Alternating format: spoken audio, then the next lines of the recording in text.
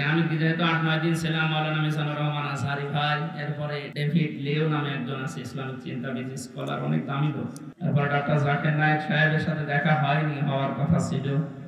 এই মানুষগুলোর কাছে মিশে আমি সেই কয়েকদিন ছিলাম, আমি সবচাইতে বড় বিষয় পেয়েছি ওনারা আলেমদের কিছু দায়িত্ব কর্তব্য, যেহেতু ওনারা মুসলিম মানুষ, আসবে, দেশে ফিরে আসবে। মিজান ভাই জানিয়েছে আমি কিছুদিনের ভেতরে এই দেশে যাব। আমি বলেছিলাম ভাই দেশে আসার পরে কুষ্টিয়া, আমার জন্মভূমি কুষ্টিয়াতে কোরআনের কথাগুলো চলে না, কারণ যে দুইজন শয়তান এই বাংলাদেশে আল্লাহ পাঠিয়েছে ওই জেলায়, আমার জন্মভূমি, তারপরও আমারে বলতো না। এই যে খুলনা বিভাগের 10-11টা জেলা, একটাতেও আমারে কথা বলতে দিত না। যাওয়ার আগে 144 ধারা জারি হয়ে যেত। এখন যেহেতু সুযোগ এসেছে, ওনাকে বললাম আমার কুষ্টিয়া দিয়ে আপনি কোরআনের কথাগুলো আরম্ভ করবেন। উনি সময় দিতে চেয়েছি, দেখি দেশে আসো ইনশাআল্লাহ। বাংলাদেশের প্রত্যেকটি জায়গা তখন আর জামাতের প্রোডাক্ট কেউ বলতে পারবে না, যারা বলতো তারা এখন কবরে। আল্লাহ রাব্বুল আলামিন তার কোরআনে কারীমকে যেন উন্মুক্ত করে দেন দেশের জন্য এবং প্রতিষ্ঠা করে দেন, বলেন আমিন। সূরা আরাফ, কোন সূরা বলেন তো? 157 নম্বর, একটা মাত্র আয়াতের 4 ভাগের 1 ভাগ আমরা পড়েছি। বিশ্বনবীর হাদিস লক্ষ লক্ষ, সেখান থেকে একটা হাদিস নবীজির জামাই হযরতে আলীর বর্ণনা করা, যোগের সাথে মিলিয়ে আমরা তেলাওয়াত করলাম। এই দুইটাকে সামনে রেখে কোরআন যেভাবে তাফসীর করা লাগে হক আদায় করে চেষ্টা চালাচ্ছি ইনশাআল্লাহ। এটা যেহেতু মমতাজের কনসার্ট না, সে মহিলার এখন আর কনসার্ট করা সম্ভব না, কারণ তারও দোলাদুলি এখন আর কেউ দেখতে চায় না, ও ফেটেও আর কারো যাচ্ছে না। ফেটে যাচ্ছে এখন সারা বাংলাদেশে শুধু আল্লাহর কথা হবে। কারণ মানুষের জিকির করে আমরা বহু দেখেছি, একটা মানুষের আলোচনা, একটা মানুষের জিকির যে পরিমাণ হয়েছিল, যদি আল্লাহর জিকির ওই পরিমাণ এই দেশে হতো, আমরা আল্লাহর ওলি হয়েছিলাম। আল্লাহরও মনে হয় সহ্যের বাইরে চলে গেছে, না তো এত অপমান তো আমি ফেরাউনকেও হতে দেখিনি। আমি তার জীবনী পড়েছি, তাহলে এত অপমান হয়নি। আল্লাহ রাব্বুল আলামিন কোরআনে কারীম কিভাবে মানুষের সামনে উপস্থাপন করা লাগে এটা আমাদের শিখিয়েছেন 1500 বছর আগে। আমরা আল্লাহর ওই ধরনটা সামনে নিয়ে আসি, নাকি আমার মন মতো বলবো না। আল্লাহ পাক বলেন কিতাবুন উনসিলা ইলাইকা ফালা ইয়াকুন ফি সাদরিকা ফারাজুম মিনহু লিতুনদিরা বিহি ওয়া যিকরা লিল মুমিনিন।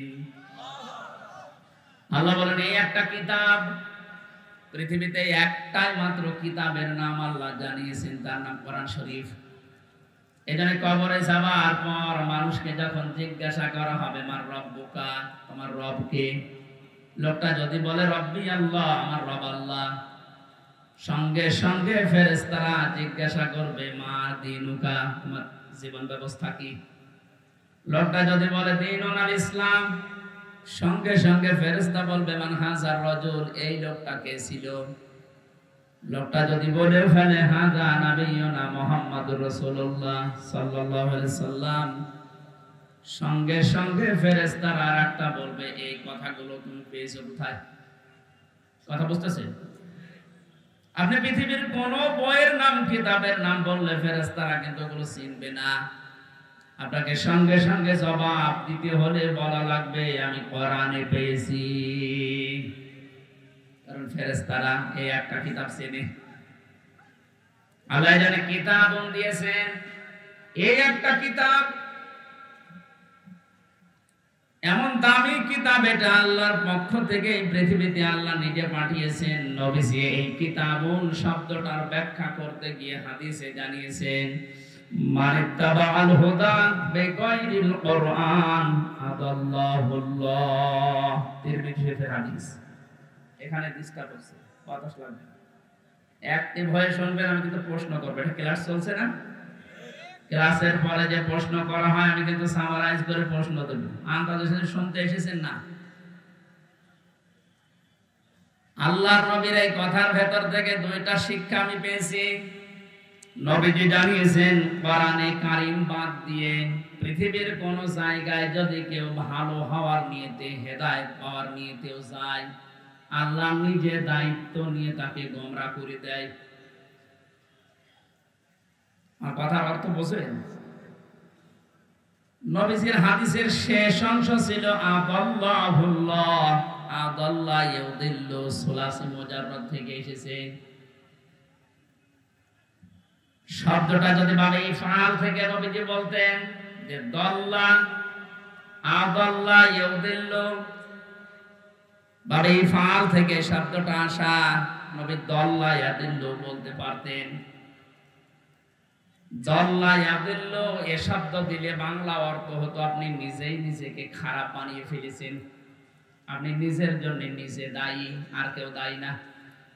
আদাল্লাহ শব্দ যখন আসবে বাংলা অর্থ তখন হবে আপনার হয়তো নিয়ত ভালো ছিল, আপনি কোন জায়গায় গিয়েছিলেন যে ভালো হয়ে যাব, কিন্তু কোরআন সেখানে ছিল না। এই জন্য আল্লাহ রাগ করে নিজে দায়িত্ব নিয়ে আপনাকে আরো খারাপ বানিয়ে দেবে। এটার জন্য সবচেয়ে বড় কারণ হচ্ছে পৃথিবীতে একটাই মাত্র কিতাব আল্লাহ মানুষকে হেদায়েত দেওয়ার জন্য সর্বশেষ পাঠিয়েছেন, তার নাম কোরআন শরীফ। কোরআন বাদ দিয়ে হেদায়েত দেওয়ার মতো কোন কিতাব কিয়ামত পর্যন্ত আর নেই। কথা বুঝতেছেন? এদের সর্বপ্রথম আয়াত দেখবেন যালিকাল কিতাবু লা রাইবা ফি, কিতাবের আগে আলিফ লাম আছে। আল্লাহ নির্ধারিত করে জানিয়েছেন একটাই মাত্র কিতাব যেটা মানুষকে হেদায়েত দিতে পারে, তার ভেতরে কোনো সন্দেহ নেই, ভুল নেই, অবকাশ নেই। হাদিসের ব্যস্ততায় আমি যেটা পেয়েছি, ও বাংলার জনগণ, কোরআন যেখানে নেই ওই রকম জায়গায় এখন থেকে যদি আপনি ভালো হওয়ার নিয়তেও যান, আপনাকে আমির হামজা খারাপ বানাবে না, খারাপ বানিয়ে দেবে কে? এবার এক বাক্যে বলবেন হেদায়েত দেওয়ার একচ্ছত্র মালিকানা হামজার? বলেন নবীজির, কার? আল্লাহ ছাড়া পথ কেউ দেখাতে পারে না, হেদায়েত দিতে পারে না। উনি যদি বলেন আমি তোকে খারাপ বানাবো, বলেন তো কে আছে আপনাকে পথ দেখাবে? বলেন। এই জন্য আমার শেষ কথা, ফাইনাল কথা এটাই, আজকে থেকে সিদ্ধান্ত দৃঢ়ভাবে নেওয়া লাগবে। কোরআন যেখানে নেই, সে যত বড় বাবার দরবার হোক, যত বড় রাজনৈতিক দল হোক, যেখানে কোরআন চলে না, কোরআনের কর্মসূচি নেই, আমি ওখানে যাব না। ওখানে যদি আমি ভালো হওয়ার নিয়ত থাকি, তাহলে আমারে খারাপ বানিয়ে গোমরা বানিয়ে জাহান্নামে পাঠাবে কে? আমার মনে হয় এই ওয়াজটা যদি আজ আমরা বাংলার 18 কোটি জনগণের ভেতরে 10 কোটি মানুষও মেনে নিতে পারি, এদেশে আমরা গোমরাহি থেকে মুক্ত হব। আল্লাহ রাব্বুল আলামিনের হেদায়েত আমাদের জন্য আম হয়ে যাবে।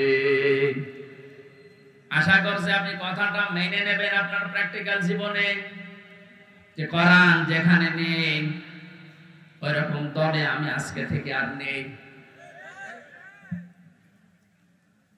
এটা শুধু সামিয়ানার নিচ পর্যন্ত শেষ,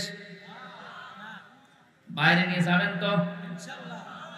যেখানে কোরআন নেই, তাহলে যদি আপনি চান ও ভালো হওয়ার নিয়ত আপনার ছিল, কিন্তু আপনাকে আল্লাহ ভালো রাখবে না। শ্বশুরকে মানুষ অনেকে বাবা বলে ডাকে, এটা হারাম না, জায়েজ আছে, কিন্তু নিজের বাবার সামনে যদি বারবার শ্বশুরকে আব্বা জান বলেন, লোকজন জিজ্ঞাসা করে এইটাকে, এটা আমার শ্বশুর আব্বা, আর এটা চিনি না, বাবা রাগ হবে? বাবা বলা জায়েজ আছে বলে আপনি একেবারে সব সময় মুখে ফেনা তুলে ফেলবেন আব্বা জান বলে, আসল যেটা জন্মদাতা বাবা, ওর কোনো খবর নেই। ওনার মনে যেমন দুঃখ লাগার সম্ভাবনা আছে, কোরআনে কারীম আল্লাহ হেদায়েত দেওয়ার জন্য পাঠিয়েছেন। এটা বাদ দিয়ে সত্যি যদি আপনি কোন জায়গায় আপনার নিয়ত ভালো নিয়েও যান, আল্লাহ কিন্তু দায়িত্ব নিয়ে আপনাকে খারাপ বানিয়ে দেবে। আল্লাহ এই জন্য শব্দটা প্রথমে দিয়েছেন কিতাবুন, এই একটা কিতাব। উনজিলা ইলাইকা, হে নবী আপনার প্রতি আমি এটা নাযিল করেছি। ফালা ইয়াকুম ফি সাদরিকা হারাজুম মিনহু লিতুনযিরা বিহি, এই কিতাব দিয়ে যখন ওয়াজ করবেন, এই কিতাব দিয়ে আপনার উম্মতদেরকে যখন সতর্ক করবেন, তখন আপনার মনের ভেতরে যেন কোনো সংকীর্ণতা না আসে। হারাজন শব্দের ব্যাখ্যা পেয়েছি আমি তাফসিরে দুইটা, একটু খেয়াল করেন। এক নম্বরে কোরআনে কারীম দিয়ে যখন আপনি মানুষকে বোঝাবেন, তাফসীর করবেন, ব্যাখ্যা বিশ্লেষণ দিবেন, তখন আপনার মনের ভেতরে যেন এই ধারণা না আসে, না জানি অনেকের আবার মন খারাপ হয় কিনা। এরকম মানুষের দেশে ছিল না? কোরআন দিয়েই বলতো, কিন্তু কেটে যেত, চেপে যেত, গোপন করতো। মনে মনে ভাবতো সব যদি কোরআনের কথা ওপেন ভাবে এভাবে খোলাখুলি বলি, সবার মন পাওয়া যাবে না, অনেকেই আমার উপর মন খারাপ করবে। এই জন্য নবীজিকে আল্লাহ প্রথমে এই শব্দ দিয়ে জানিয়েছেন, আপনি যখন কোরআন প্রচার করতে যাবেন, তখন আপনার মনের ভেতরে যেন কোনো সংকীর্ণতা কাজ না করে, যে কে কি বলল। দুই নম্বরে, আবহমান কাল থেকে অনেক নিয়ম নীতি ইসলাম মনে করে মানুষ পালন করে আসছে। আপনি যখন কোরআনে কারীমের কথাগুলো সঠিকভাবে তুলে ধরবেন, ওইগুলো টিকবে না, এমনি কেটে যাবে।